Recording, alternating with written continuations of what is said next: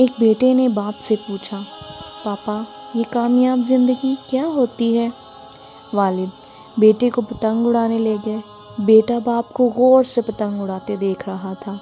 تھوڑی دیر بعد بیٹا بولا، پاپا یہ دھاگے کی وجہ سے پتنگ اور اوپر نہیں جا پا رہی، کیا ہم اسے توڑ دیں؟ یہ اور اوپر چلی جائے گی۔ والد نے دھاگا توڑ دیا۔ پتنگ تھوڑا سا اوپر گئی اور اس کے بعد لہرا کر نیچے آئی اور دور انجان جگہ پر جا کر گر گئی۔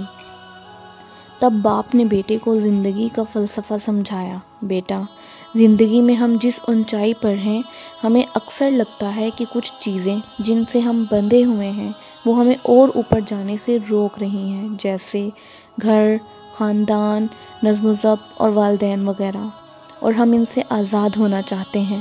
اصل میں یہی وہ دھاگے ہوتے ہیں جو ہمیں اس اونچائی پر بنا کے رکھتے ہیں، اور ان دھاگوں کے بغیر ہم ایک بار تو اوپر جائیں گے لیکن بعد میں ہمارا وہی حشر ہوگا جو بن دھاگے کی پتنگ کا ہوا۔ لہٰذا زندگی میں اگر تم بلندیوں پر بنے رہنا چاہتے ہو تو کبھی بھی ان دھاگوں سے رشتہ مت توڑنا۔